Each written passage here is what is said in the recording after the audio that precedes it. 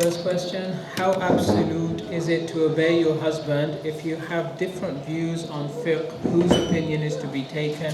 Can he impose his views on me about my personal ibadah?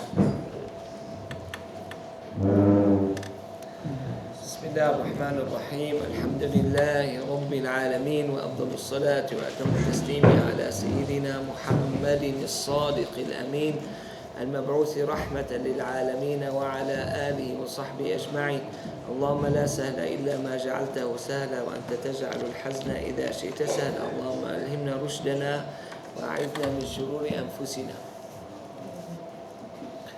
Everyone, he has his privacy. No one has the right to interfere with it. Okay, namely, when anyone did not jeopardize the other rights, he may do whatever he feels is right. Okay, and whenever something is jeopardized, the other side, if he's a husband, he has the right to stop that of being practiced or of being done. Generally speaking, in such a case, as I said yesterday, I would like to see the agreement, between the two spouses, and that's what we read, that's what we heard about the previous spouses, and we should mimic them because this is the best way of getting along with each other. Okay, and here you have something which related to your rights, and there's something else related to your adab or how you should behave. For the rights, no one has the right to interfere with your privacy if you are not jeopardizing anyone's rights, But for adab, it's better to get along, and try to put down some of these matters, for the sake of the husband. What is the meaning of the hadith that mentions if an unqualified person gives tafsir of Quran, even if he is correct, he is sinful? Also, what makes one qualified? Okay, for the first portion of it, because he did not use the way it should be used, anything in this life should be used the way which has been designated, okay? And that's this just to stop anyone, of mixing what we mentioned before about his emotions and feeling and tastes, mix them with the matter related to our religion. For the second portion of the question, we have few books, even though we don't have plenty of them, speak about essentials in tafsir. We should go by these essentials, whenever we make tafsir. Is it fard to write a will in this country?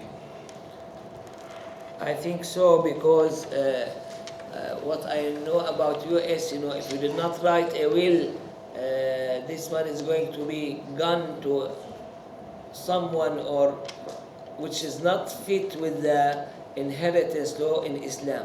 So that's why you should make a will, just to make sure that your money is going to be divided according to Islamic laws. Is there kafara for wearing a rucksack, backpack during ihram? To wear what? Backpack, bag on the rucksack. One of these. Oh. No kafara by this.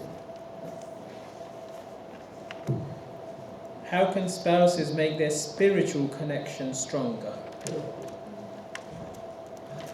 We have a lot of questions, about this matter. Any relation with anyone, it has something physical and something spiritual. Okay. Any activity which may be considered as physical, it's related to the physical matter. Anything related to the spiritual one, that's mean to respect this person, that's mean to love this person really, that's mean to give priority to whatever they want or whatever. In this regard, these are spiritual matter. They are not a thing that you are going to gain a physical benefit of it. So here, the one who wants to increase these and these matters, the best way to try to figure out what are his spiritual relation to the other one and try to increase them up. Okay, there is hadith, and this is, I think it's sound, لم يرى للمتحابين مثل النكاح. That's mean the best way of handling this matter, of love, to have the physical and non-physical relation.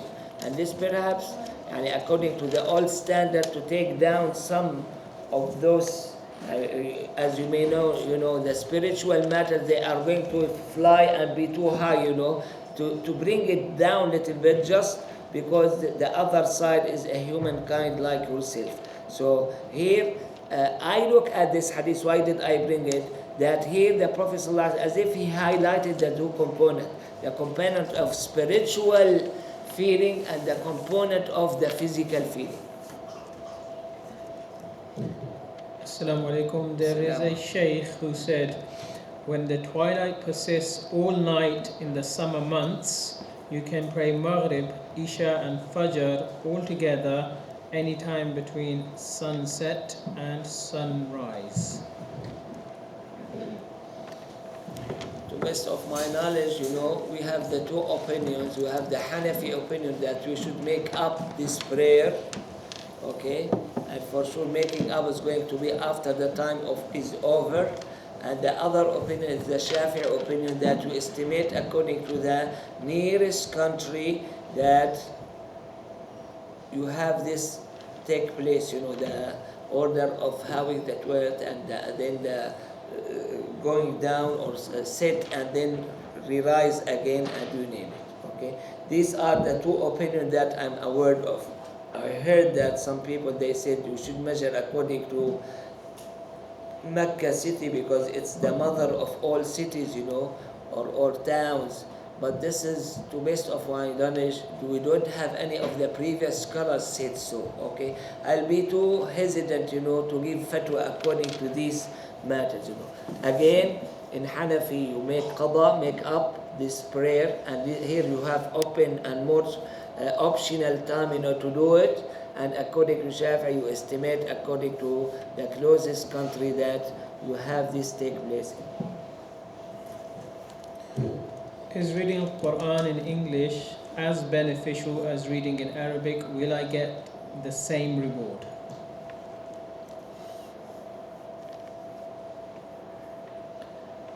Is it same? In my experience, for sure not. I may differ with the others. For the reward, leave it to Allah subhanahu wa ta'ala. No one has the right to speak about rewards. Assalamu alaikum, Shaykh. Please, could you advise on the merits of niqab? What are your thoughts on wearing it in the West? Is wearing the niqab fard? Barakallahu feekum. Firstly, we have controversy among the scholars, about it. Okay, the way I look at it, that it differs from one place to another. When you are in a place, when you uncover your face, and this is going to make everyone look at you, it's almost be looked at or considered as obligation in such a country. We have few countries, when you walk there, without niqab, everyone is going to look at you. Whereas perhaps the opposite, in some countries, when you have the niqab, everyone is going to look at you. Okay, so I leave it according to the environment that you are at. That I understand the purpose of hijab for women, just to make her the least attractive, to the other side. And you practice as such, okay? Whenever the niqab is going to make you less attractive to the other side, have it.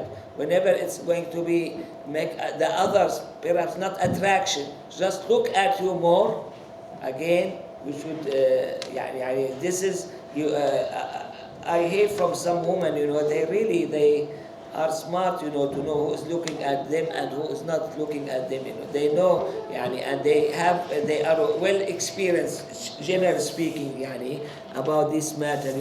So do whatever make the least eyes come to you or look at you. If a woman discovers her husband is gay after she is married to him, but he does tawbah, is it better for her to forgive him and move on? Or if she is too disgusted by it, can she take a divorce?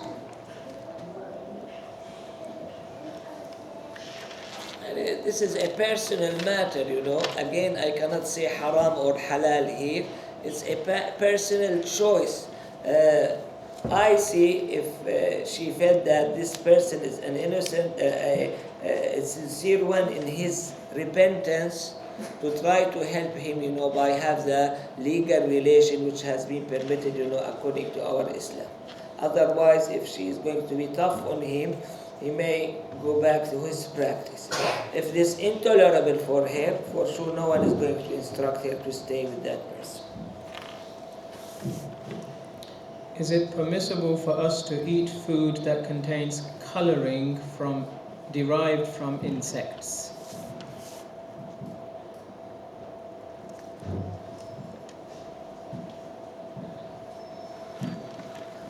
For sure, according to Malik, I think it's permitted, okay? We may have some concern about the others. I'm not quite sure to give the definite answer. So, according to Maliki, you may eat them. According to others, it may be a subject of discussion.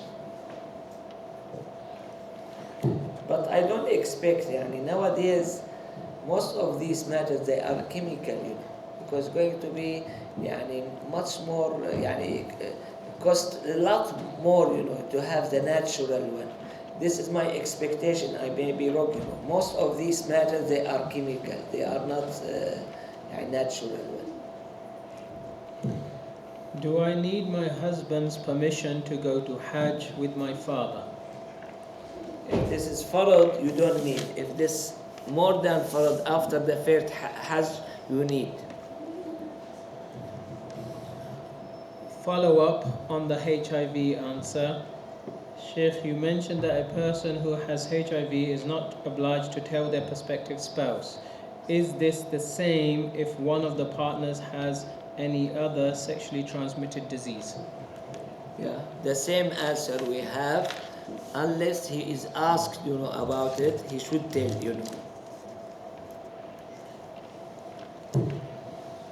If we are having so many errors, corrections in tajweed, and we have been teaching children Quran, should we carry on? You weigh the advantages and disadvantages of it. Namely, if you have someone who is better than you in teaching your children and he's available all the time or she is available, let him take over, Otherwise, if there is no one available, it's better to teach them in some way of having some errors, rather than being not knowing anything about Quran. If you fall asleep and miss a prayer and you didn't know, what do? You make it up.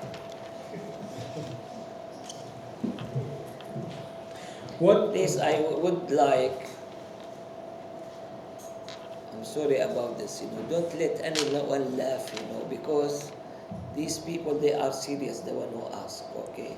And when I laugh, that's mean, don't ask such a question, okay? Here we came just to learn.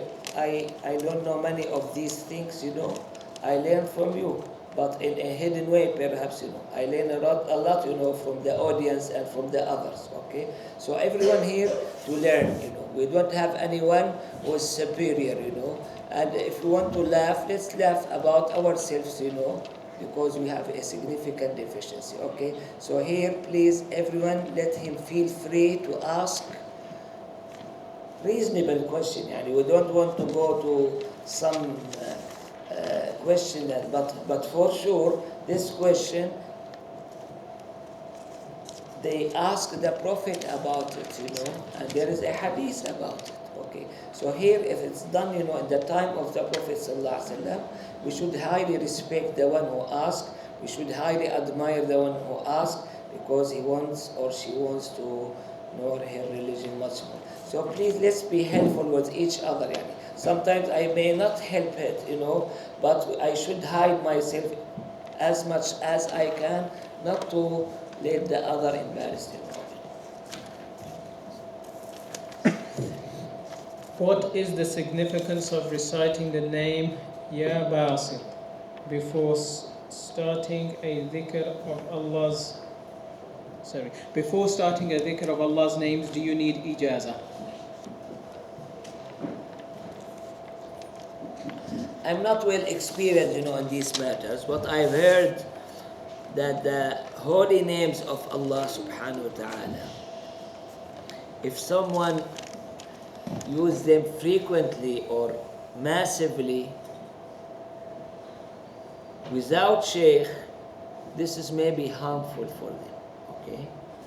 Here you have certain type of dhikr that may be harmful sometimes, when it's massively used, without a permission. Here we are limited. Something may drive us beyond our limit, and this may make us crazy, may make for us exposure to the jinn or exposure to other creation that it's intolerable for us. Okay, so that's why it's not a matter of ijaza per se, but it's a matter of estimating the position of the. Nowadays I have this problem, back in Syria they ask me, we have a woman,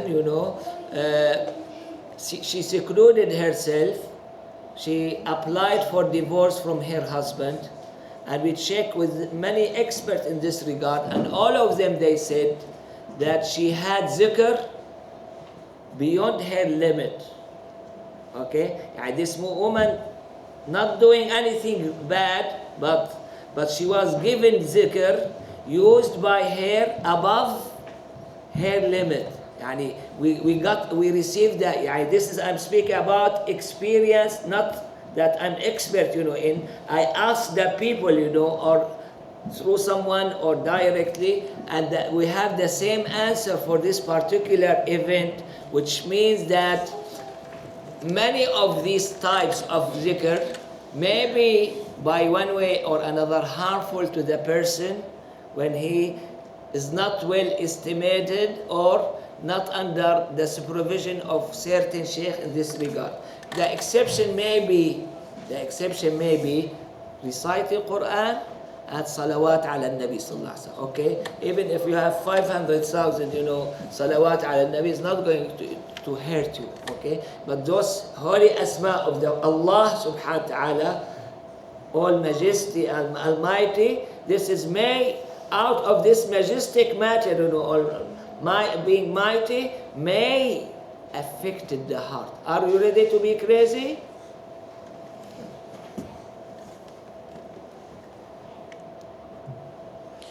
If your husband does not allow you or your children to see your family, should you obey him? Are you sinful if you do remain in touch without his approval?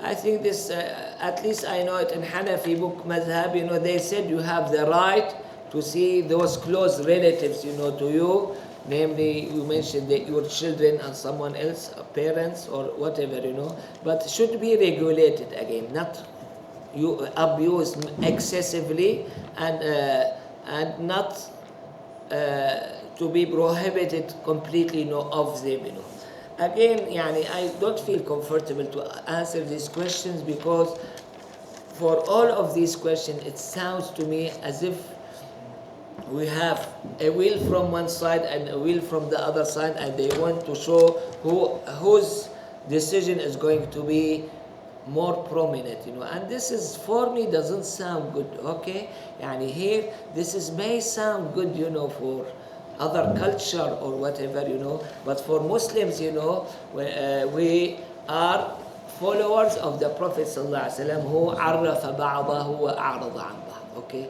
and again and again, I have some concern, about the repetition of this question, and try to ease up. Okay, have different attitude. This is not an enemy. This is not a stranger. This is not unknown person. You have a relation. Allah subhanahu wa ta'ala said, وَقَدْ أَفْضَى بَعْضُكُمْ إِلَى بَعْضٍ, as a reminder of the relation, between the two spouses, And this is, I think, we should, a must, we should have different look, of this relation, okay? And this may give me the answer for the question that I failed to answer very well, about the physical and spiritual relation between the spouses, Because the physical one occupy the majority of it. That's why we have all those contradiction, and different wills and difference in opinion, And this should be, we should worry about them, and we should try to move our position of being materialistic to be spiritual, by one way or another. Following on from the buffet question yesterday, is it still considered not permissible to eat at a buffet if there is a time limit, e.g. 2 hours? Firstly, I did not say it's prohibited. I gave the difference in opinion, about it. Okay. I think even if you have the time limit, for those who said it's prohibited, still you have a problem, because here we don't know the amount. We see it, back, in the yard here when the food was served. We don't have the same rate, of eating, and sometimes it may be 5 times faster or slower, And by this, again, you have significant jahala in this regard. We call it, we don't know exactly the amount or something close to the amount of the food that is going to be eaten. When you miss a rak'ah of salah during Jama'at prayer, how do you make this up at the end? Please, could you give details? You stand up, you say سبحانك اللهم وبحمدك وتبارك اسمك تعالى جدك لا إله غيرك أعوذ بالله من الشيطان الرجيم بسم الله الرحمن الرحيم. And if it's 1 rak'ah, you recite Fatiha and the surah, okay, with Fatiha, and then you do everything as usual, and then you sit down and make tahiyyat and whatever left there, and then you make as-salam. Are you allowed to kill flies and insects? Will you be punished if you die before paying? Oh, sorry, that's a separate question. For this question, if they are harmful, you may kill them, This has been the practice of the ordinary person, Those who are highly sophisticated, they may have different look to this. Will you be punished if you die before paying back a debt? This mentioned by the Prophet ﷺ, that the one who has in his intention to pay back, and perhaps we should to explain the meaning of intention, to have something prepared, for this. You don't just borrow, and then from it where it's going to come, I don't know, I did not prepare myself, When you have good preparation and you pass away before paying back, Allah may excuse you. In a condition mentioned by the scholars about the previous question about the will, you should specify it in your will. Okay? Anyone who has a debt, or someone owe him some money, he should write it in his will. The opposite, he owes someone. In a Fuduli marriage contract, if you are asked to sign a contract in the presence of 2 witnesses, is this a valid offer and acceptance? In the written form on the contract, it is stated you have accepted this marriage. The signature is supposed to represent the approval, but the words are not said.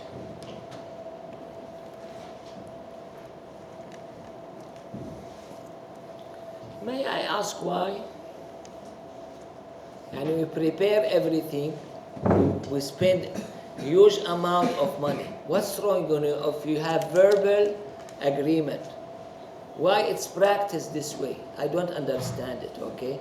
And if there's some difficulties, there's necessity, I may think about it. But here I don't look of any problem. Why is done this way, not by just very simple, wording, in any language, not necessarily to be in the Arabic language, If you have, this wording, what harm is going to be?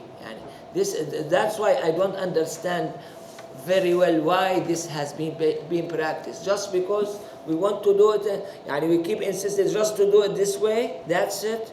And if this is the way, again I have my own way, and I say no, you cannot do it this way. Okay? Here it's a matter of discussion. Just make me convinced that there is a necessity, then I'll think about it. But just to say this is the way we want, this has been done, no, this is not enough excuse for me. If one pays for a non-Muslim's meal that includes food, drink that is haram, and does one's own meal become haram? Is it acceptable to do so when the expenses are paid for by the employer?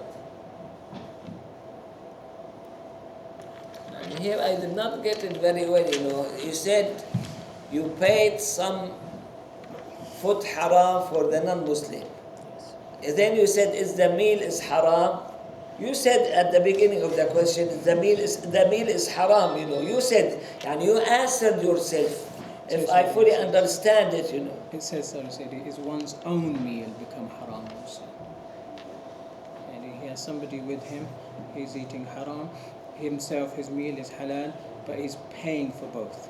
If the questioner wants to clarify, this is how I've understood it. He's paying with his company's money, so it could be a company card.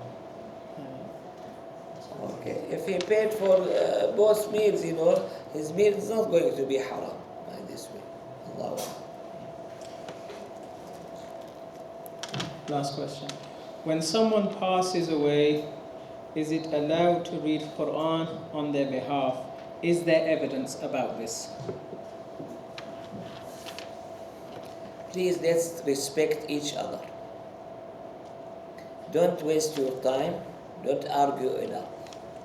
There's a controversy about this point among the Salaf, among the companions, among the famous mujtahids, Okay? Basically, they said that in Hanafi and Hanbali mazhab it's permitted, in Shafi'i and Maliki mazhab is prohibited. Okay? Let's respect the two opinions.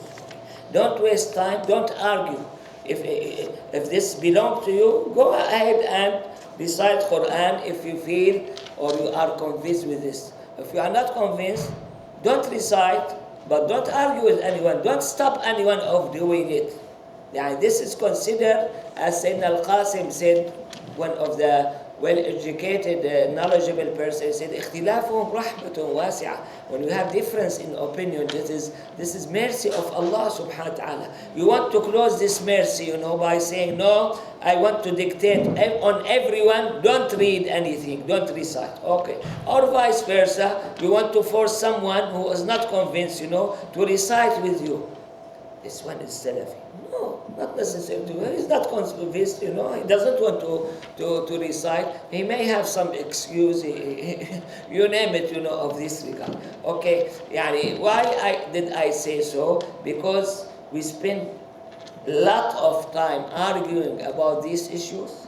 We leave something which is much more important, which may be obligation or prohibition, and has been agreed upon in all mazhabs, We have complete failure on this practice, and we keep arguing about these matters. And this is the sign, the bad sign were given by the Prophet ﷺ to such people.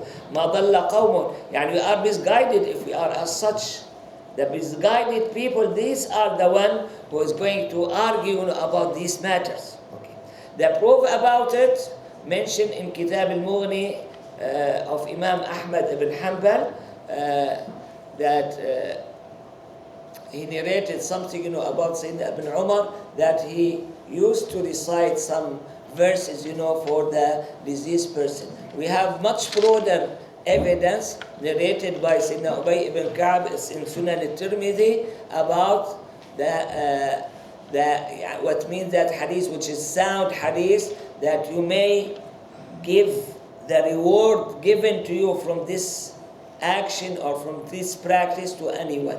Yani this, as you transfer the reward from yourself to anyone else. Here you may consider it as such, You are rewarded by reciting Quran, and you may transfer it to the deceased one.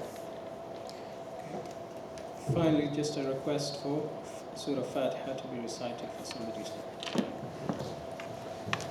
Is it permitted, or shall we argue about it? Let's argue for half an hour, inshallah. We do it after each other. فاتح أبو خالد اليوم.